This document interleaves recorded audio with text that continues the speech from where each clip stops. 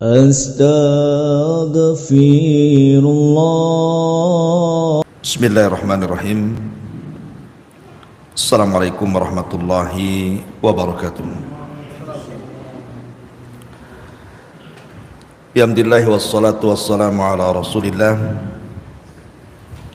wa ala alihi wa sahbihi wa mawalah wa la hawla wa la quwata illa billahi wa ba'du. Alhamdulillah, di pagi menjelang siang ini kembali kita bisa berkumpul bermajlis ilmu di Masjid Nidaul Ilmi Kapling Beliung.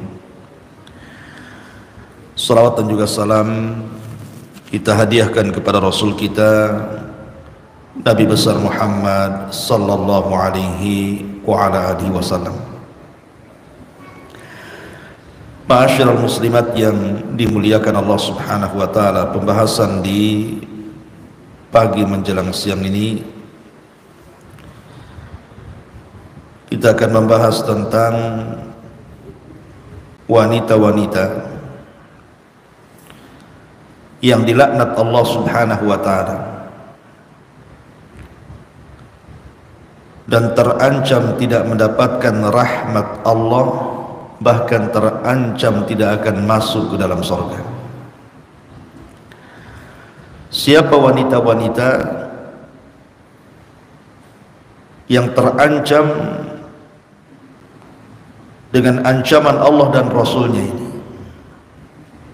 Tentu ini penting untuk disimak, Bu, karena dikhawatirkan di antara sifat-sifat yang akan saya sebutkan di sini ada pula pada ibu-ibu yang ada di sini atau yang ada di luar sana. Siapakah mereka? Ma'asyiral muslimat yang dimuliakan Allah Subhanahu wa taala, kita tahu bahwa kedudukan seorang wanita dalam Islam itu sangat agung sekali. Ketika wanita itu masih kecil, kemudian dirawat oleh orang tuanya dengan cara yang baik, maka yang merawatnya akan mendapatkan pahala besar, sebagaimana sabda Nabi sallallahu alaihi wasallam, kalau seandainya kemudian wanita ini sudah besar dan sudah menikah, kemudian dia menjadi istri, maka Islam memberikan pahala yang banyak bagi seorang wanita yang taat kepada Allah kemudian taat kepada suaminya. Dan apabila dia sudah memiliki anak, posisinya sudah menjadi seorang ibu. Dan seorang ibu dalam Islam sangat diagungkan dan dihormati. Bahkan syarat seseorang masuk surga juga adalah setelah ketaatan kepada Allah Subhanahu wa taala, kemudian bersyukur tentang adanya orang tua. Dan begitu seterusnya. Wanita ini betul-betul mulai dari lahir sampai dia wafat sangat dimuliakan dalam Islam. Tapi masalahnya, ada sebuah hadis yang sangat mengkhawatirkan, di mana Nabi sallallahu alaihi wasallam pernah diperlihatkan api neraka. Ternyata penduduk neraka itu kebanyakan kaum wanita.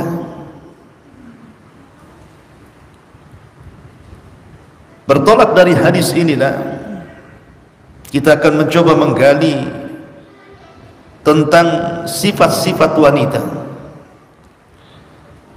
yang kalau ada sifat-sifat ini pada seorang wanita, maka bisa saja wanita itu dilaknat oleh Allah, terusir dari rahmat Allah, bahkan terancam tidak akan masuk ke dalam surga Allah Subhanahu wa taala.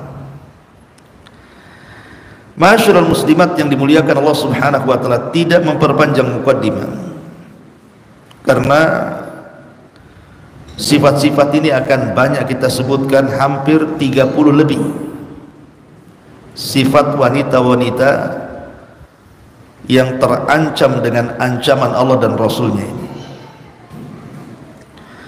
Yang pertama, al-washimatu. Al-washimat artinya wanita-wanita yang memasang tato ataupun yang bertato itu sendiri. Disebutkan dalam hadis Abdullah ibn Mas'ud radhiyallahu anhu, dan hadis ini disepakati Bukhari Muslim.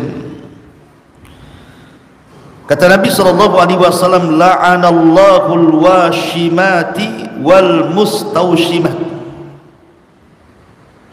Allah mengutuk dan melaknat wanita-wanita yang memasang tato dan yang memasangkannya, yang bertato dan yang memasangkan tatonya.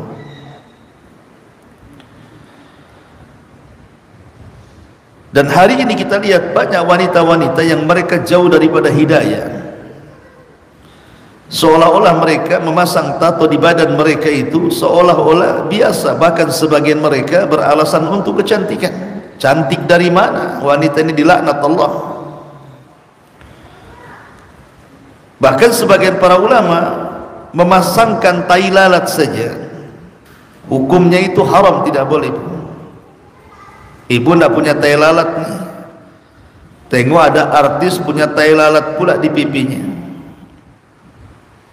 kemudian akhirnya ibu memasangkan tai lalat biar mukanya sama dengan artis. Tidak boleh, Bu. Jadilah diri sendiri, ngapain pula jadi artis? Artis itu tidak ada kemuliaan sama sekali, kecuali mereka betul-betul beriman dan bertakwa kepada Allah Azza wa Jalla. Tapi dunia mereka itu lebih cenderung kepada maksiat dibandingkan ketaatan. Jadi kalau mau meniru, jangan tiru mereka. Tiru wanita-wanita salihah, wanita-wanita yang taat kepada Allah Subhanahu wa ta'ala. Jadi ini yang pertama, wanita-wanita yang ditato. Dan subhanallah, dulu saya lihat itu wanita-wanita yang ditato itu biasanya wanita-wanita non muslim, terutama orang-orang Cina, biasanya turunan Cina itu suka tuh ditato. Mungkin dalam agama mereka nggak ada masalah, tapi ke belakang ini banyak pula orang-orang kita, wanita-wanita yang muslimah malah meniru mereka. Giliran mereka menghapus tatonya, yang muslimah pula menambah tatonya. Terutama setelah munculnya anak-anak pang ini kan, banyak kemudian wanita-wanita itu yang kemudian masuk dalam pergaulan bebas, akhirnya kemudian badannya ditato dengan berbagai macam tato. Kadang-kadang aneh-aneh pula bentuk tato itu. Kadang naudzubillah, terkadang ditato itu sekujur badannya.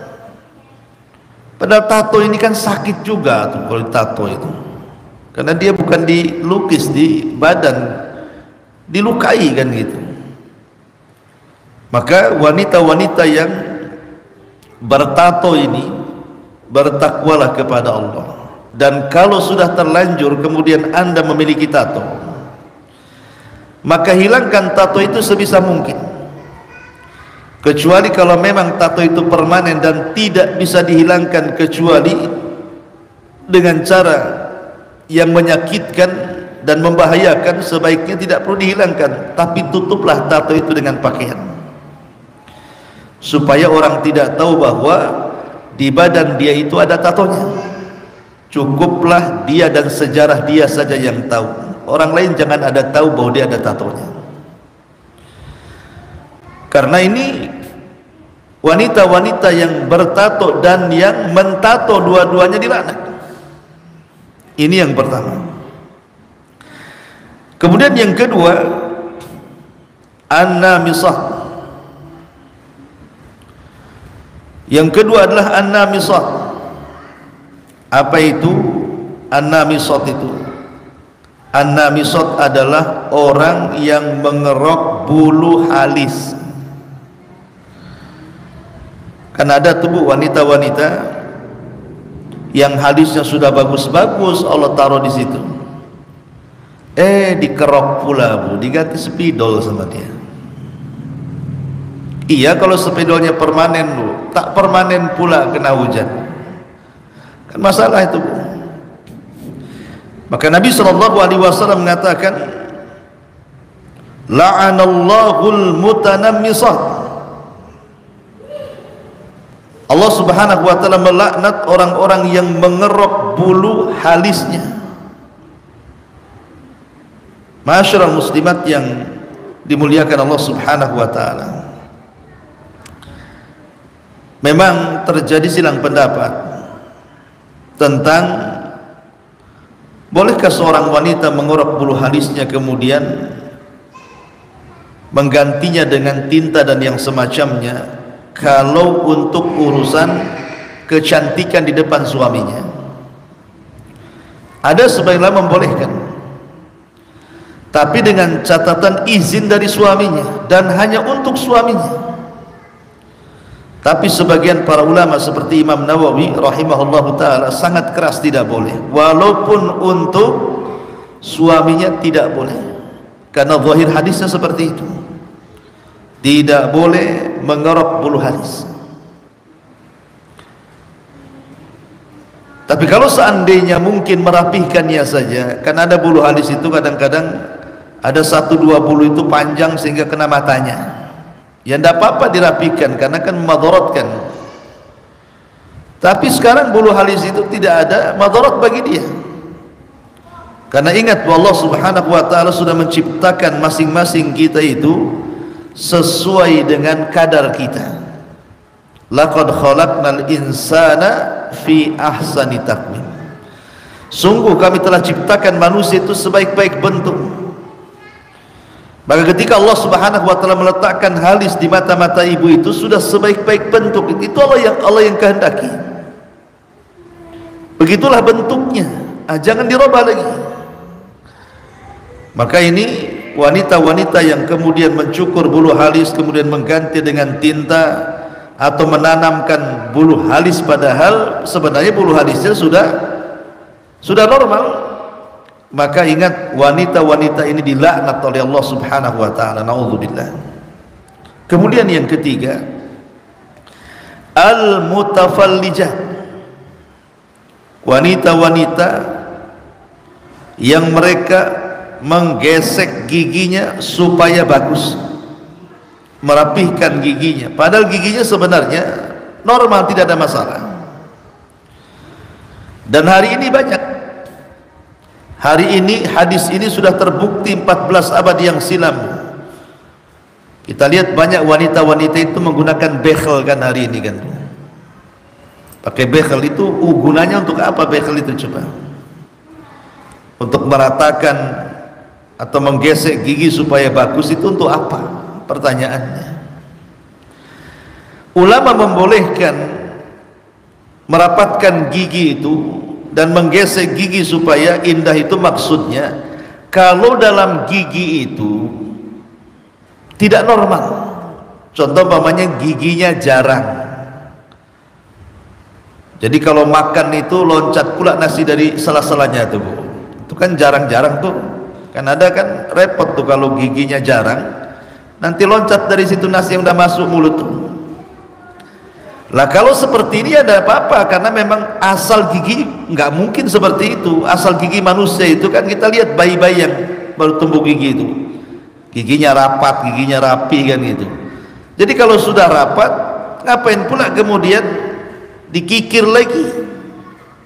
Apalagi hanya untuk keindahan, tujuannya supaya senyumnya itu senyum iklan pasta gigi nampak gitu kan. Untuk apa coba? Kalau untuk memfitnah manusia saja terlaknat wanita seperti ini. Boleh pakai bekhel, tidak ada masalah, tetapi maksudnya dari ditinjau dari segi kesehatan. Mungkin ada masalah dengan giginya, mungkin ada kerenggangan dalam giginya, sehingga dikembalikan kepada kodratnya. Itu boleh. Ini hati-hati yang masang-masang bekel ini. Kemudian juga yang keempat, al-wasilah. Al-wasilah itu artinya wanita-wanita yang menyambung rambut. Nabi SAW bersabda dalam sebuah hadis yang dikeluarkan Imam Bukhari, la'anallahul wasilata wal mustawsilah. Allah melaknat wanita-wanita penyambung rambut dan yang disambung rambutnya, baik pelakunya atau yang menyambungkannya. Dilaknat, tidak boleh. Saya ingat dulu Bu, masa-masa saya masih kecil ya, yang namanya rambut di zaman itu dijual belikan, terutama rambut wanita yang panjang-panjang. Itu kalau ke salon dicukur itu bisa dijual tuh rambut itu. Saya heran juga kan, rupanya rambut-rambut itu dibentuk kembali kemudian digunakan untuk gelung.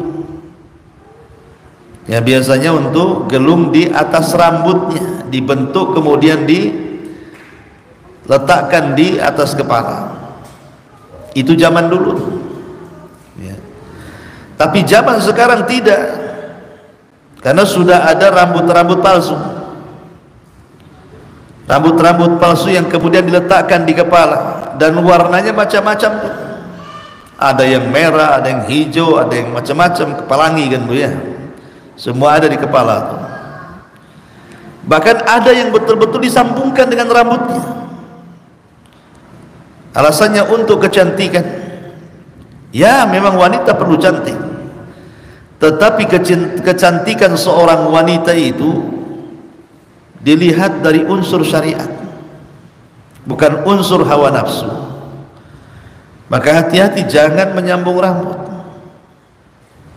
kecuali kalau memang ada madaratnya. Contoh pamannya, ada seorang wanita botak, dia tidak keluar rambut, sementara kodratnya seorang wanita itu kan cantik karena rambutnya. Maka itu darurat kan gitu ya, karena kalau dia botak tidak punya rambut kan tidak tampak kecantikannya. Maka mungkin dalam posisi seperti ini, ad-daruratu tubihul mahdurah. Perkara-perkara yang darurat itu boleh saja membolehkan yang dilarang. Tapi sekarang rambut dia sudah bagus, sudah cantik, ngapain pula kemudian disambung-sambung? Maka wanita-wanita yang menyambung rambut itu terlaknat dalam hadis ini. Ini yang keempat. Kemudian yang kelima, al-mar'atus sakhit zawjuha 'alaiha. Wanita yang membuat murka suaminya. Wanita-wanita yang membuat murka suaminya, maka wanita-wanita ini dilaknat oleh Allah Subhanahu wa taala lewat para malaikatnya. Nabi SAW mengatakan, idza da'a ar-rajulu imra'atahu ila firashihi fa'abat fabata ghadban 'alaiha la'anathal malaikatu hatta tusbiha. Muttafaqun alaihi. Apabila seorang suami mengajak istrinya untuk melakukan hubungan suami istri, kemudian istri menolak, dengan penolakan istri itu membuat murka suaminya, maka murkanya suami ini kepada istri yang diajak berhubungan dan dia menolak, maka para malaikat akan melaknat istri tersebut sampai dia subuh, sampai di waktu subuh, sampai redha suaminya. Kalau suaminya tidak redha, maka malaikat akan terus melaknat ibu. Dan hari ini banyak perceraian-perceraian yang saya perhatikan itu. Kenapa seorang suami menceraikan istrinya?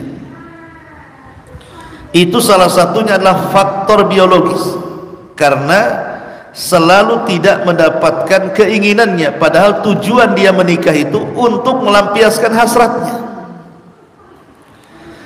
Atau banyak suami-suami itu yang selingkuh, naudzubillah, karena tidak mendapatkan kepuasan dalam rumah tangganya. Atau banyak percekcokan dalam keluarga ini gara-gara masalah ini. Dalam sebulan ini saya pernah melihat di YouTube kasus tentang seorang suami membunuh istrinya. Ya tentu ini orang awam kan itu ya. Gara-gara apa? Tidak mau melayani suaminya, marah suaminya.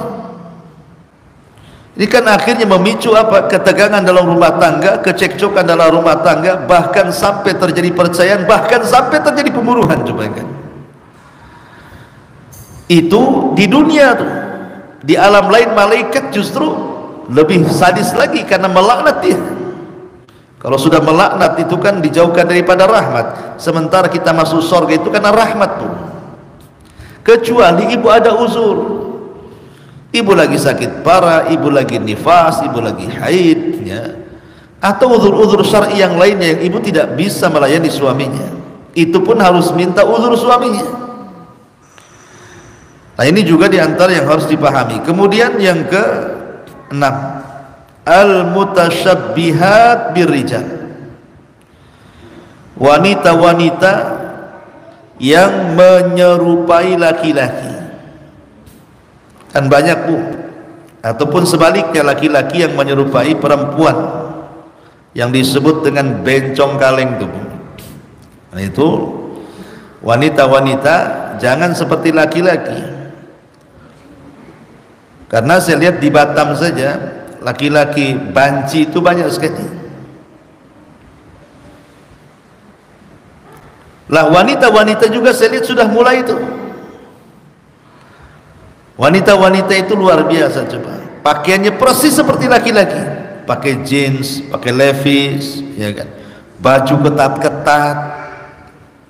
Ya alhamdulillah lah, kadang-kadang ada juga yang atasnya dijilbabi, bawahnya pula diketati, ada juga yang kayak gitu tuh. Ya masih mending lah pakai jilbab kan gitu. Tapi ada yang parah, dari atas sampai bawah itu kadang-kadang kalau tidak melihat rambut itu disangka laki-laki tuh. Oh dari belakang itu. Karena masih melihat rambut saja panjang, oh dia perempuan. Tapi kalau seandainya rambutnya dicepak kayak laki-laki, mungkin itu laki-laki orang nyangka. Karena pakaiannya sudah persis gitu ya. Padahal sebenarnya kaum wanita itu harus menggunakan pakaian itu yang lebar-lebar, supaya bentuk tubuhnya juga tidak tampak, tidak transparan gitu ya. Ini tidak persis seperti laki-laki. Ini kebanyakan. Yang lebih parah lagi yang terkena penyakit. Yang lebih lagi terkena penyakit seolah-olah dia terlahir laki-laki padahal dia itu perempuan sebenarnya. Akhirnya jatuh kepada penyakit lesbi, naudzubillah, LGBT. Nah, ini wanita-wanita yang menyerupai laki-laki, hati-hati. Hati-hati bu, jalan itu juga laki-laki ada gaya, wanita juga ada gaya. Cara jalannya saja wanita kan gayanya beda, laki-laki juga beda. Maka ataupun cara bicara, ya. Ini yang ke-6. Yang ke-7, zairat al-qubur, wanita-wanita yang sering ziarah kubur. Nabi SAW mengatakan dalam hadis Abi Hurairah radhiyallahu an, kata Nabi SAW, la'anallahu zawaratil kubur, ay kathirat az-ziyarah. Allah melaknat wanita-wanita yang sering ziarah kubur. Kalimat zawarat itu dalam bahasa Arab itu masuk pada kategori siyagul mubalaghah, bentuk yang berlebih-lebihan. Kata Syekh Albani ketika memahami hadis ini, beliau mengatakan maksudnya zawarat itu bukan melarang mutlak wanita ziarah kubur, tidak, tetapi yang dilarang dalam hadis ini yang sering-sering ziarah kubur. Kalau sekali-kali tidak ada masalah. Kenapa wanita itu sangat dilarang, bahkan terancam laknat yang suka ziarah kubur? Karena dalam kehidupan manusia ini, wanita itu lebih banyak ikut perasaan dibandingkan ikut akal dulu. Kalau laki-laki kan ikut akal dulu baru perasaan. Kalau wanita terbalik, lebih banyak ikut perasaannya dibandingkan akalnya. Bahkan terkadang akal dikalahkan dengan perasaannya, sehingga memicu melakukan hal-hal yang dilarang dalam kuburan. Sedih, akhirnya sedihnya sampai kemudian menangis, menangisnya sampai kepada niyaha, menolak takdir, meraung-raung dan begitu seterusnya. Karena saya beberapa kali menguburkan jenazah itu, banyak kemudian keluarganya dari kalangan wanita itu berteriak-teriak di kuburan. Ada yang sampai guling-guling di kuburan. Nah, itulah kenapa Rasul melarang, karena dikhawatirkan nantinya mengarah ke situ. Ini namanya syaddud dari'ah, sedia payung sebelum hujan. Jangan sampai kejadian duluan. Makanya Rasul melarang, lebih baik wanita itu doakan saja keluarganya di rumahnya saja. Tapi boleh juga sekali-kali untuk melembutkan hati. Ya mungkin kalau sudah mulai ibu-ibu ini sudah asik COD, asik nge-mall, asik shopping, sekali-kali sama suaminya dibelokkan ke kuburan. Nah, itu bolehlah supaya lembut hatinya. Ya. Baik. Kemudian yang nomor 8, dan ini an-naihah. Naihah ini ya tadi hasil daripada banyaknya ziarah kubur wanita ini, akhirnya jadi naihah. Atau ketika salah seorang yang dicintainya kemudian meninggal dunia, entah suaminya meninggal, entah orang tuanya meninggal, entah anaknya meninggal. Ada sebagian wanita-wanita itu yang mereka kurang iman, atau mungkin tidak tahu hukumnya, atau terkalahkan perasaan akalnya, akhirnya kemudian menjerit-jerit, memukul-mukul pipi, merobek-robek pakaian, berguling-guling sana, dicukurnya rambutnya, dan begitu seterusnya, menolak takdir Allah Subhanahu wa ta'ala. Menangis itu boleh ketika ada kematian, karena siapa yang tidak sedih orang yang dicintai meninggal.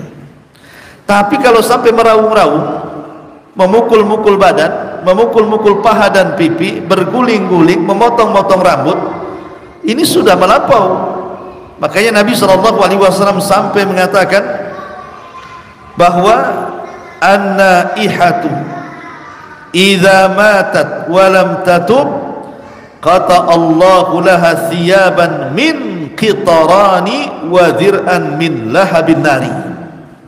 Kata Nabi SAW, seorang wanita yang meratap lalu dia mati dan belum bertobat, maka Allah akan memakaikan baginya baju-baju dari timah panas pada hari kiamat, dan baju besi dari jilatan-jilatan api neraka. Naudzubillah.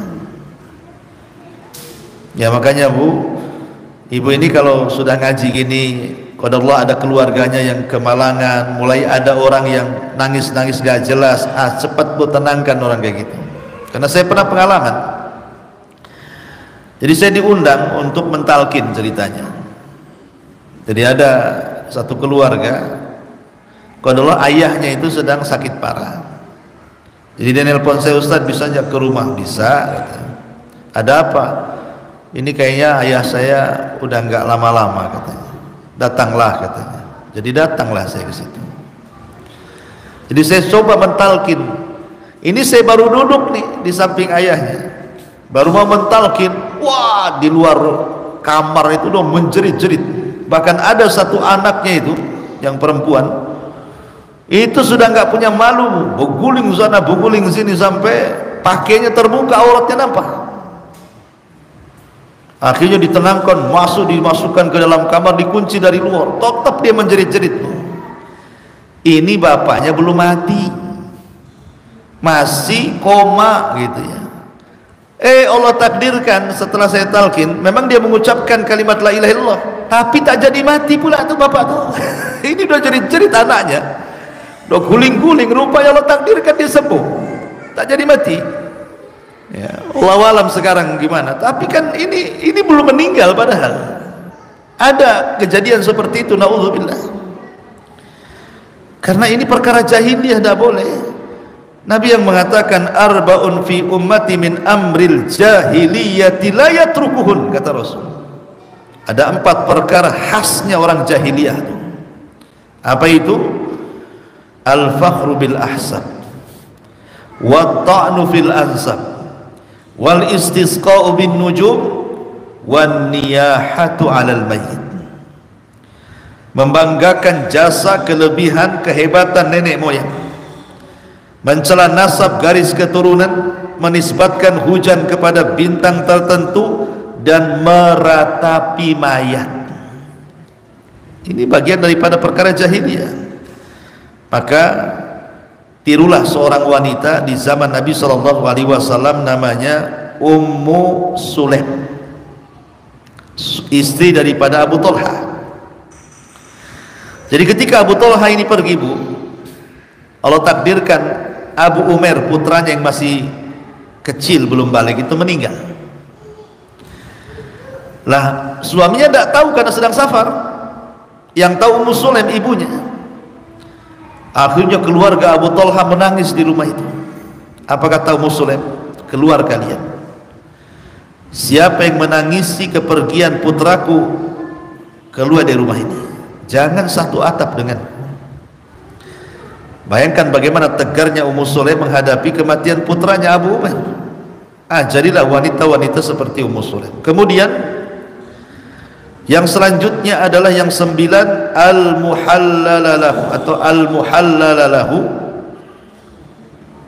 orang yang minta dihalalkan padahal tidak halal. Maksudnya apa? Maksudnya begini. Ini diambil dari hadis Nabi SAW. La'ana Rasulullah SAW al-muhallil wal muhallalalahu. Rasul melaknat al-muhallil, laki-laki yang menikahi seseorang wanita dengan tujuan agar perempuan itu dibolehkan menikah kembali dengan suami yang pertama. Atau muhallalalahu, laki-laki yang menyuruh muhallil untuk menikah bekas istrinya agar istrinya bisa kembali kepada dirinya. Maksudnya gini, Bu. Ada suami yang sudah menceraikan istrinya talak 3. Talak itu kan 2 kali yang boleh rujuk.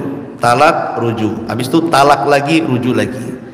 Kalau sudah ketiga kali, maka tidak boleh rujuk sampai si istri menikah lagi dengan orang lain, kemudian orang lain menceraikannya, baru boleh dinikahi lagi oleh suami pertamanya.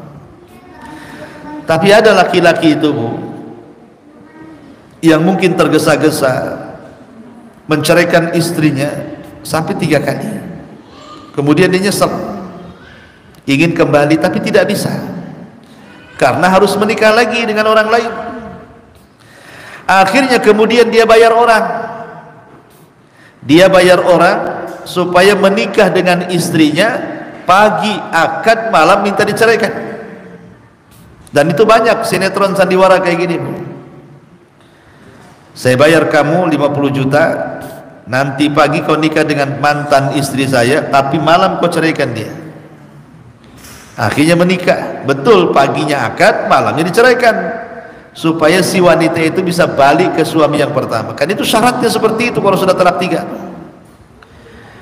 Maka Nabi SAW melaknat, tidak boleh melakukan hal yang seperti ini. Dan wanita itu juga dilaknat, nggak boleh. Itu sudah konsekuensi. Orang kalau sudah talak 3 tidak bisa kembali sampai betul-betul dia menikah dengan laki-laki lain dan pernikahannya normal, layaknya orang menikah seperti apa, yang seperti itulah, digauli, ya, melakukan hubungan suami istri dan begitu seterusnya, sampai ada cekcok, ada apa, kemudian diceraikan. Ini suami yang pertamanya dan nunggu-nunggu kapan jandanya istri saya ini, rupanya betul pada Allah ceraikan sama suaminya, boleh kita kembali, ya. Itu syaratnya harus pernikahan normal, bukan disetting dan disandiwara. Ini namanya muhallil dan muhallal, itu tidak boleh dilaknat dalam Islam. Ini karena Nabi SAW pernah mengatakan, ala ukhbirukum bitai'asil musta'ar, kata Rasul. Maukah aku kabarkan kepada kalian tentang domba pejantan yang disewakan? Lihat bahasa Rasul. Rasul menggunakan kinayah. Maukah aku kabarkan kepada kalian tentang domba pejantan yang disewakan? Para sahabat mengatakan, tentu ya Rasulullah. Apa maksudnya? Maka Rasul mengatakan, huwal muhallil la'anallahul muhallil wal muhallalalah. Kata Rasul, itulah muhallil, dan Allah melaknat orang-orang yang muhallil dan muhallalalah. Artinya muhallil laki-laki yang menikahi seorang wanita dengan tujuan agar perempuan itu dibolehkan menikah kembali dengan suami pertamanya. Adapun muhallalalahu, laki-laki yang menyuruh muhallil untuk menikahi bekas istrinya agar istri tersebut dibolehkan untuk dinikahinya. Nah, ini semua dilaknat, naudzubillah. Ini yang ke-9. Yang ke-10, al-mutabarrijat, wanita-wanita yang tabarruj. Nabi SAW mengatakan, sinfani, dalam hadis Muslim, sinfani min ahli nar lam arahuma. Ada dua manusia, kata Rasul, di zamanku tidak ada. Subhanallah, di zaman Nabi tidak ada, adanya di zaman sekarang. 14 abad yang silam Rasul memprediksi akan ada dua kelompok, di zamanku nggak ada. Kemudian Nabi SAW menyebutkan salah satunya adalah nisaun kasiyatun ariyatun mumilatun ma'ilatun ru'usuhunna ka'asnimatil buktil ma'ilah. Wanita-wanita yang berpakaian tapi telanjang, ya tadi pakainya ketat, pakainya transparan gitu ya. Bukan hanya itu saja, sudah ketat transparan lagi, berjalan pula melenggak-melenggok sana sini, terpengaruh dengan model di YouTube, akhirnya dia mencontohkannya. Tidak cukup sampai di situ, bukan hanya sekedar berlenggak-lenggok menggoyangkan bahu punggungnya, rambutnya pula disasak seperti punuk unta. Bambu yang disasak itu maksudnya digelung, kemudian pakai jilbab nampak muncul ke atas gitu kan. Anda wanita-wanita menggelung, kemudian pas ditutup jilbab nonjol pula dia ke atas. Nah, itu tidak boleh tuh ya, karena itu seperti punuk unta, kata Rasul. Maka mereka, kata Nabi SAW, la yadkhulnal jannah, tidak akan masuk surga, wala yajidna rihaha, tidak akan mencium bau surga. Masuk surga, bau surganya tidak kecium sama dia, gimana masuknya tuh? Padahal kata Rasul, wa inna rihaha la yujadu min masirati kadza wa kadza, padahal bau surga itu bisa tercium sejarak ini dan itu. Dan sekarang naudzubillah kan, wanita-wanita yang disabdakan Rasul ini menjadi sebuah kenyataan. Di zaman jahiliyah, Bu, sejahiliyahnya orang jahiliyah, tidak ada pakaian yang dipakai orang sekarang. Karena ketika Allah Subhanahu wa ta'ala menyinggung soal amalan pakaian wanita-wanita jahiliyah dengan firman-Nya, wala tabarrujna tabarrujal jahiliyatil ula, jangan kalian tabarruj, berdandan seperti orang-orang jahiliyah. Seperti apa sih dandanan orang jahiliyah itu? Para ahli tafsir mengatakan, orang jahiliyah itu mereka pakai jilbab tapi nampak depannya, rambut depannya nampak, kemudian lehernya nampak, kemudian kakinya nampak dengan gemerincing gelang kakinya. Itu gaya model jahiliyah ya, artinya kan badannya masih tertutup, cuman muka leher nampak, kemudian rambut sedikit di depan sama gelang kaki. Nah, kayak pakaian orang India itu ya. Nah, sekarang kita lihat wanita-wanita muslimah hari ini itu bukan kayak gitu lagi, di telanjang bulat, apalagi di kolam-kolam renang, apalagi kemudian di pantai-pantai, udah nggak punya malu. Bahkan ada yang ngonten di YouTube itu, Bu, supaya dapat monet, dapat uang, bisa dia telanjang. Naudzubillah kan begitu, cari uang dengan cara mengumbar aurat. Kata Nabi SAW, wanita ini tidak akan masuk surga, mencium bau surga pun tidak. Kalau mereka wanita kafir, terserah, urusan mereka, lakum dinukum waliyadin. Tapi masalahnya ini wanita-wanita muslimah. Bahkan sudah bukan hanya itu saja, bahkan ada seorang wanita muslimah itu sudah nggak milih-milih makan, babi aja dimakan, pakai basmalah lagi dia makannya. Alhamdulillah, ya kan. Nah ini yang ke-10. Karena ini tanda-tanda kiamat masalahnya. Rasul mengatakan, inna min asratis sa'ah an tadhhara thiyabun talbasuha nisa'un kasiyatun 'ariyah. Sungguh di antara tanda-tanda kiamat, kata Rasul, maraknya pakaian-pakaian yang dipakai oleh kaum wanita. Mereka berpakaian tapi telanjang. Ini yang nomor 10. Yang nomor 11, Bu, wanita-wanita yang meminta cerai tanpa sebab. Nabi SAW mengatakan, ayyuma imra'atin sa'alat zawjaha talaq min ghairi bu'sin faharamun 'alaiha raihatul jannah. Siapapun perempuannya yang meminta cerai kepada suaminya tanpa alasan, Bu, maka kata Nabi SAW, haram baginya bau surga. Haram baginya bau surga. Makanya Rasulullah mengatakan, la yahillu limra'atin tas'alu talaq ukhtiha litastafrid sahfataha fa innama laha ma qaddara laha. Tidak halal bagi seorang wanita menuntut talak saudaranya agar dia dapat menggantikan tempatnya. Sesungguhnya baginya adalah apa yang ditakdirkan untuknya. Seperti mamanya Affan, ada seorang suami, istrinya dua, kemudian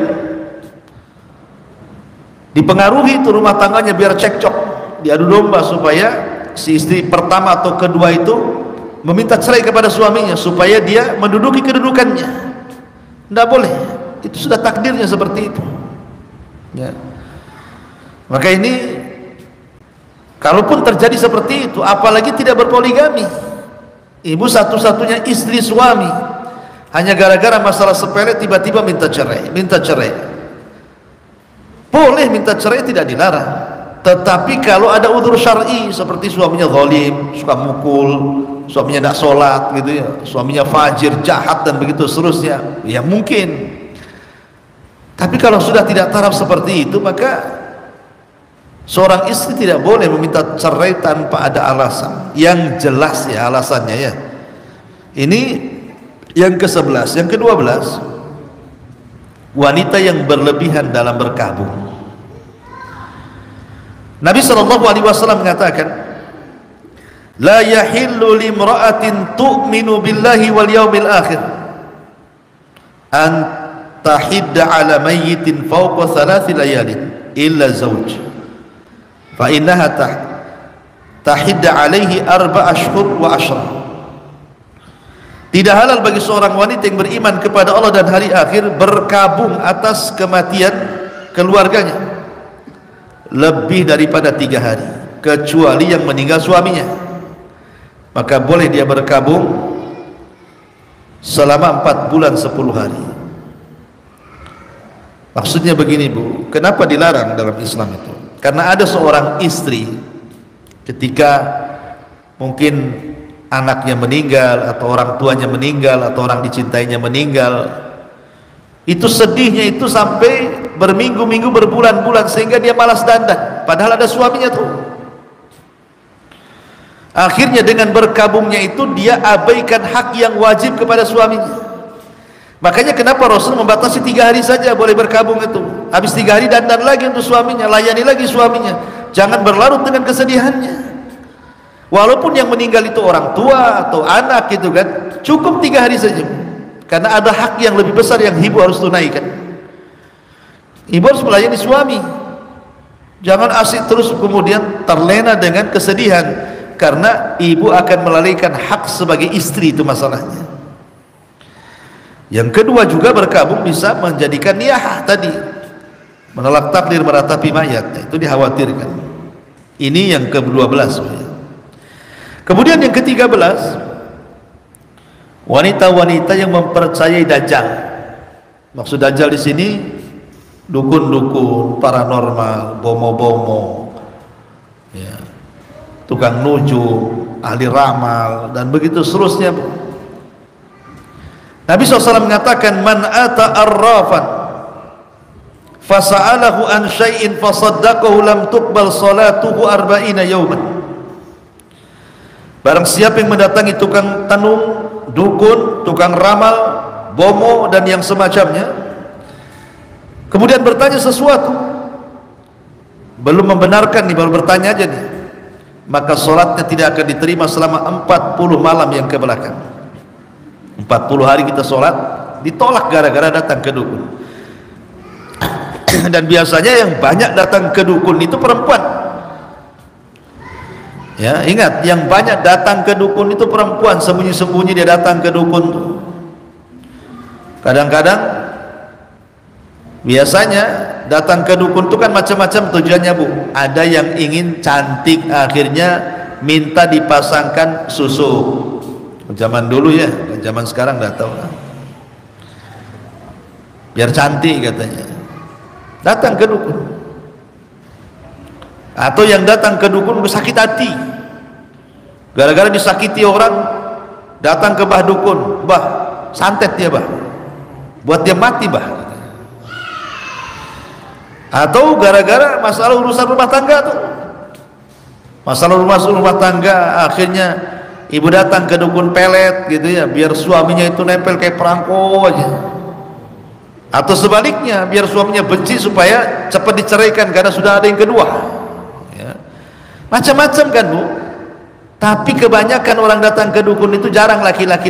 Ada juga kedua, tapi kebanyakan perempuan biasanya. Laki-laki kalau datang ke dukun itu nyari nomor togel biasanya. Tapi kalau perempuan datang ke dukun itu macam-macam tuh. Makanya kenapa dukun juga banyak perempuan. Sekarang kan banyak tuh dukun-dukun apa tarot tuh, apa itu kartu-kartu itu kan, itu perempuan, peramal-peramal tidak jelas tuh.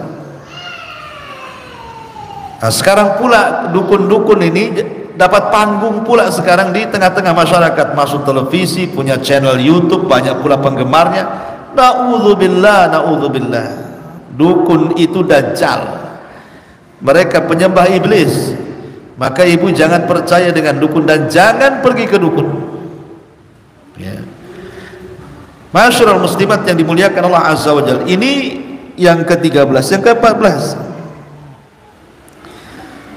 wanita-wanita yang mereka keluar rumah memakai harum-haruman atau parfum kelewat batas, sehingga parfumnya ini tercium jarak sekian-sekian oleh laki-laki, akhirnya terfitnah. Dan ini berdasarkan hadis Nabi sallallahu alaihi wasallam, ayyuma imra'atin ista'tarat thumma kharajat famarrat ala qaumin liyajidu rihaha fahiya zaniyatun kullu ainin zaniyah. Wanita mana saja yang memakai wewangian lalu ia keluar dan melewati para laki-laki sehingga tercium sebagian dari wanginya, maka wanita itu dikategorikan wanita pezina, dan setiap mata yang melihatnya juga mata-mata pezina. Naudzubillah. Karena ada tuh wanita-wanita memang keluar tujuannya untuk itu ya, berdandan ala jahiliyah, kemudian disemprotkan minyaknya hampir 1 tabung habis gitu ya, kemudian keluar rumah terfitnah, ini bawa apa ini kan. Maka ingat, wanita ini dikategorikan wanita pezina, dan yang melihatnya juga dikatakan laki-laki pezina. Naudzubillah. Ini yang ke-14. Yang ke-15,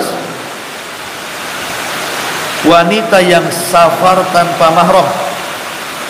Wanita yang safar tanpa mahram. Nabi SAW mengatakan, la yahillu limra'atin tu'minu billahi wal yawmil akhir an tusafira yawman wa laylatan laysa ma'aha dhu mahram. Tidak halal bagi seorang wanita yang beriman kepada Allah dan hari akhir bersafar sehari semalam tanpa disertai mahram. Ya. Ini hujan loh.